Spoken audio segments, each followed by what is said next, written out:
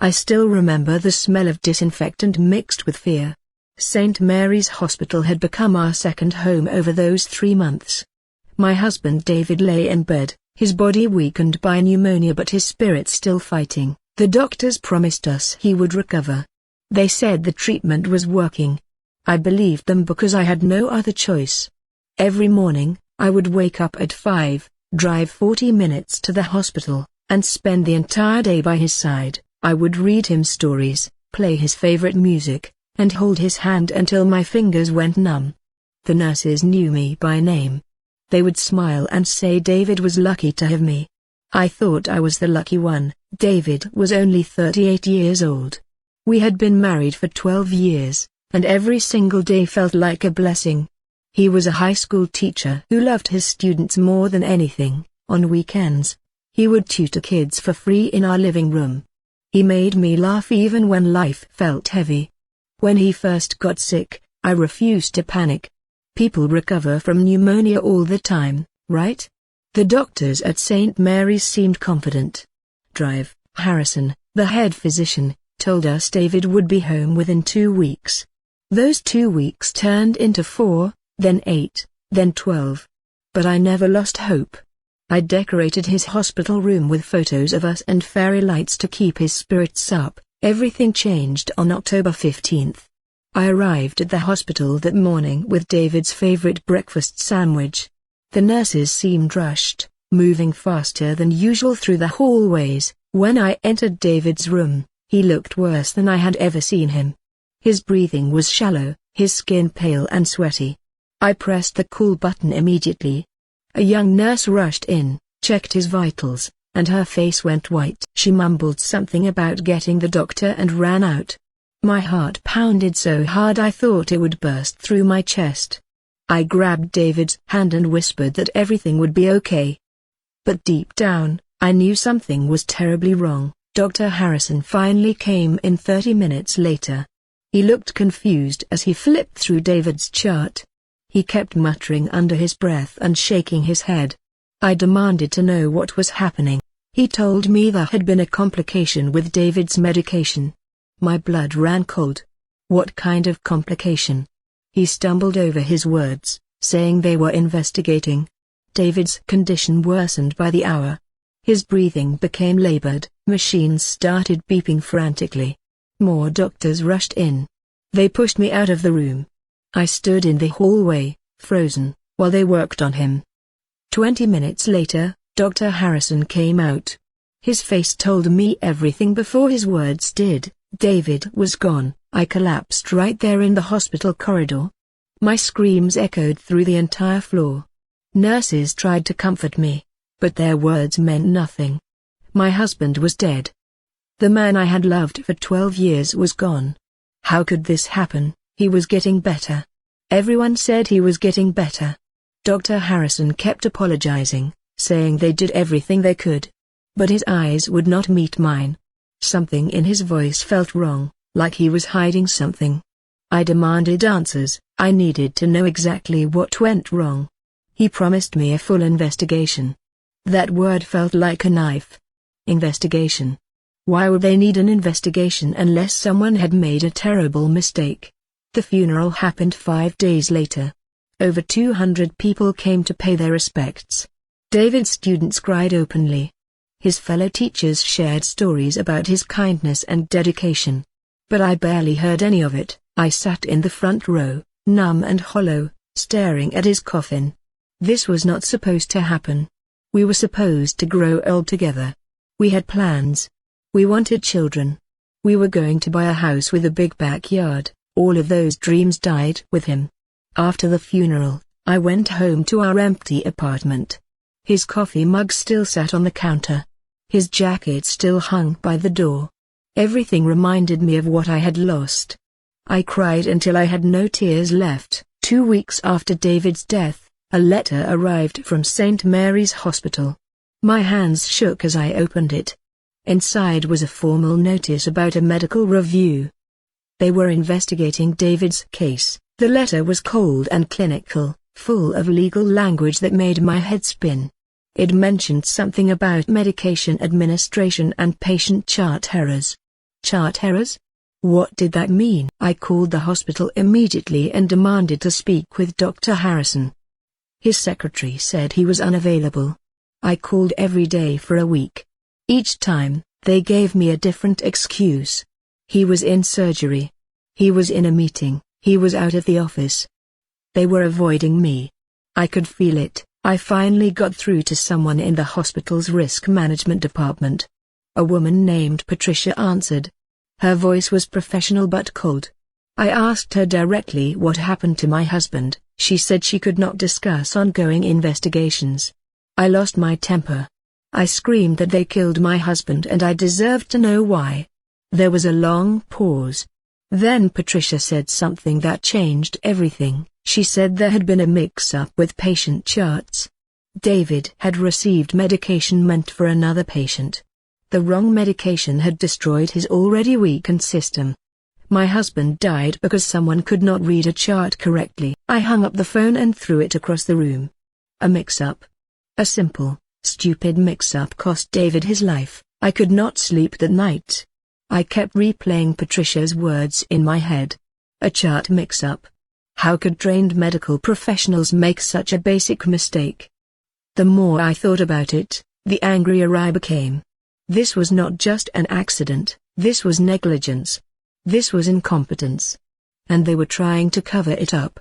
I decided right then that I could not let them get away with it. David deserved justice. I deserved answers.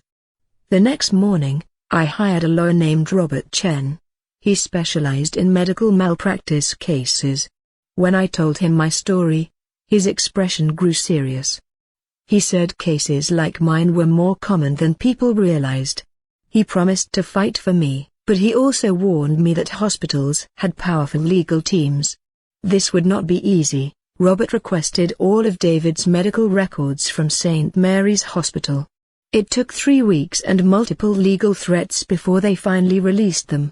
When Robert reviewed the files, his face turned grim. He showed me the records. Right there in black and white was the proof. On October 15th, at 6 in the morning, a nurse named Jennifer Cole had administered medication to David. But the medication listed on his chart did not match what he actually received. Someone had given him a drug meant for a patient named Richard Vance, who was in the room next door.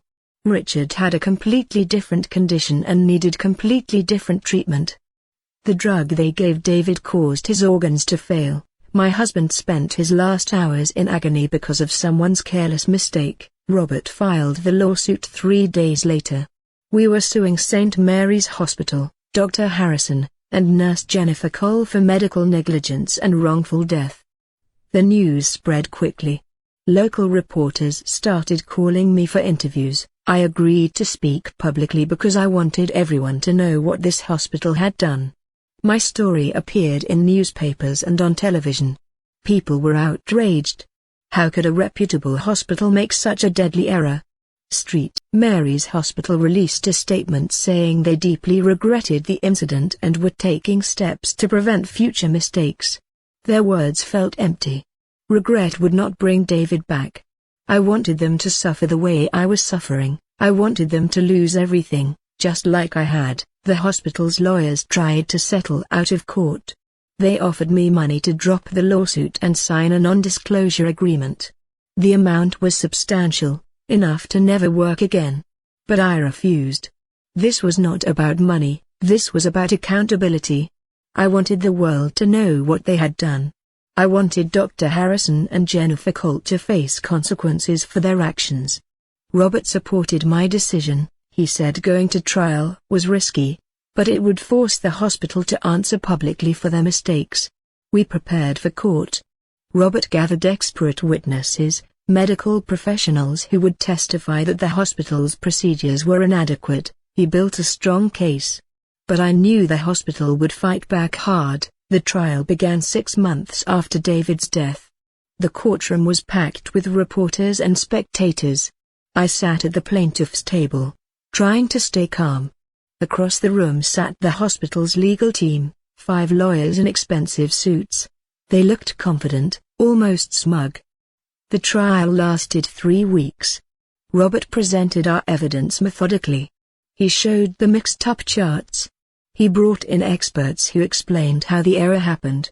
He called nurses who admitted the hospital was often understaffed and chaotic. Then he called Jennifer Cole to the stand.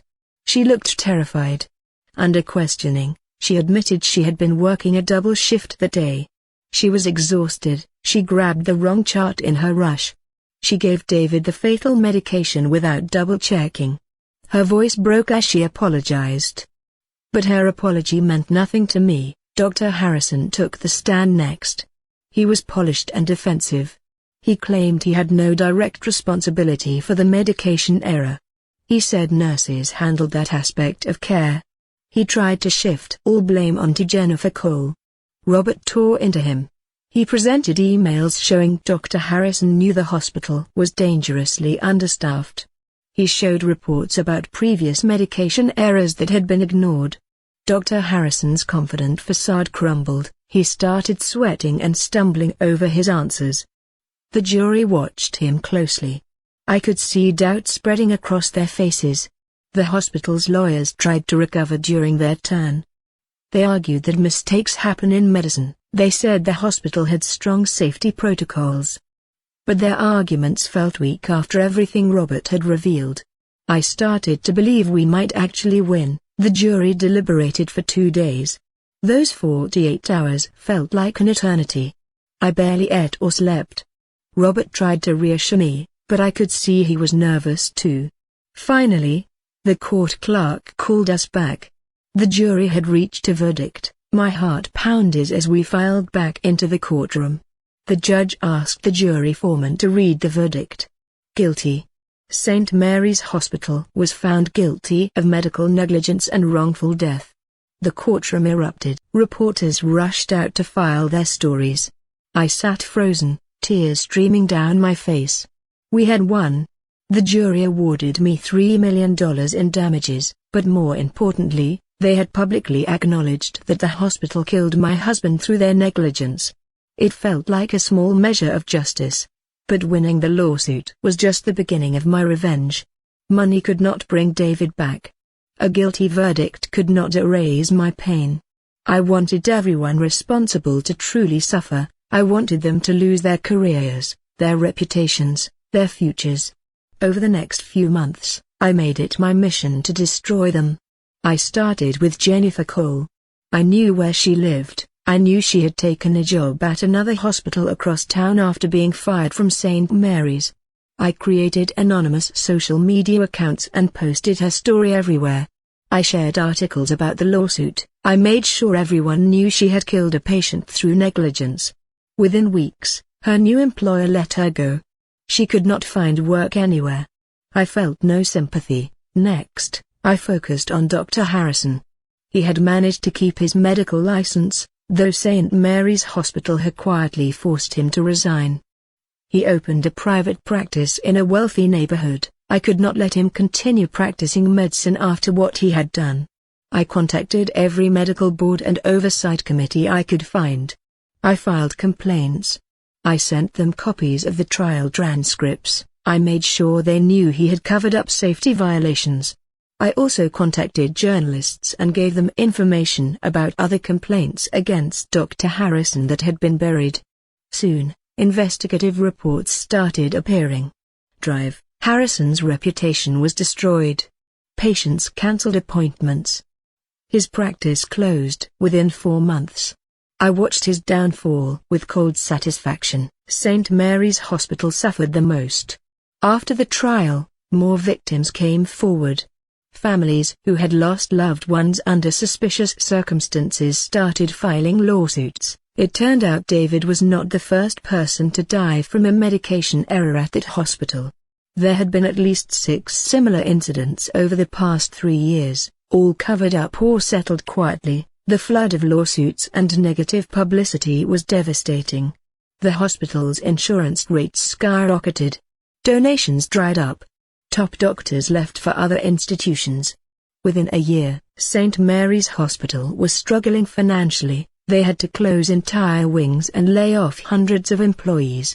I attended community meetings where angry citizens demanded accountability. Watching the hospital crumble brought me a dark kind of peace, but revenge had a cost I did not anticipate. As I devoted myself to destroying everyone responsible, I lost myself. I stopped seeing friends. I quit my job. My entire life became about making them pay. My family grew worried about me. My sister Emma tried to convince me to let it go, to move on and heal. But I could not. Every time I closed my eyes, I saw David's face in that hospital bed. I heard the machines beeping frantically. I felt the moment my world ended. How could I move on when the people responsible were still walking around? My obsession consumed me. I barely recognized myself anymore. The woman I had been died with David. What remained was something harder, colder, driven only by anger. 2 years after David's death, I received unexpected news. Jennifer Cole had attempted suicide. She survived but was hospitalized in critical condition. When I heard, I felt nothing. No guilt, no satisfaction, just emptiness. My sister called me crying, begging me to stop my crusade. She said I was becoming the monster I claimed to be fighting against. Her words stung because part of me knew she was right. But I had come too far to stop now. A few weeks later, I learned that Dr. Harrison had suffered a nervous breakdown. He was living with his elderly parents, unable to work or function normally.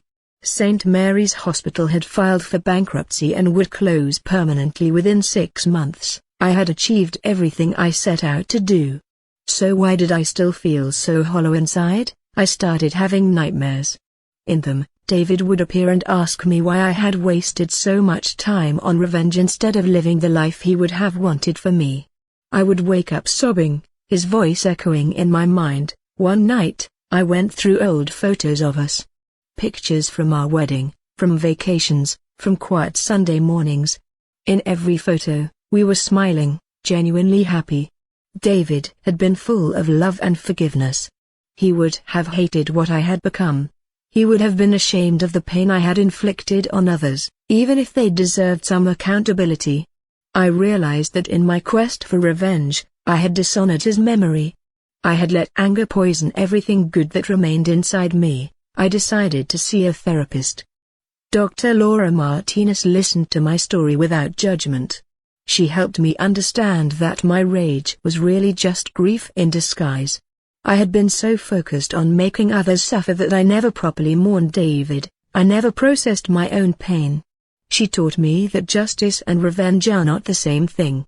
Justice brings accountability and prevents future harm. Revenge only spreads more pain and destruction. I had crossed that line long ago. Through months of therapy, I slowly started to heal. I began volunteering at a local charity that David had supported. I reconnected with friends I had pushed away. I started painting again, something I loved but had abandoned. Slowly, painfully, I was becoming human again. 3 years after David's death, I did something that surprised everyone, including myself. I reached out to Jennifer Cole. She had survived her suicide attempt and was living in a small apartment, working as a grocery store clerk. When I showed up at her door, she looked terrified. I asked if we could talk. We sat in her tiny living room for 3 hours. She cried and apologized over and over. She told me not a day went by that she did not think about David. She had tried to end her life because the guilt was unbearable. I saw that she had already destroyed herself more thoroughly than I ever could. I told her I forgave her. The words felt strange in my mouth, but once I said them, something inside me shifted. Forgiveness did not erase what happened, but it freed me from carrying all that hate. I also wrote a letter to Dr. Harrison. I did not know if he would read it, but I needed to say my piece. I told him I would never forget what his negligence cost me. But I also acknowledged that I had let my pain turn me into someone cruel. I said I hoped he would dedicate whatever remained of his life to being better, to truly learning from his mistakes. I never received a response, and I did not expect one. The letter was more for me than for him. After sending it, I felt lighter. The anger that had weighed me down for years was finally loosening its grip. I started dating again, tentatively. I began making plans for the future. I even applied to graduate school to become a patient advocate, helping families navigate medical crises. Maybe I could prevent others from experiencing what I went through. Today, 5 years after David's death, I live differently. The anger is still there sometimes, lurking beneath the surface, but it no longer controls me. I think about David every day, but now the memories make me smile instead of just bringing pain. I achieved my revenge. I made them all suffer. But in the end, it brought me no real peace. What finally healed me was choosing to honor David's memory through positive action rather than destruction. I work with hospitals now to improve patient safety protocols. I speak at conferences about the human cost of medical errors. I channel my pain into prevention rather than punishment. It does not erase what happened. Nothing ever will, but it gives David's death meaning. And it allows me to finally live again, the way he would have wanted me to. The suffering I caused taught me that revenge is just another form of prison. Forgiveness set me free.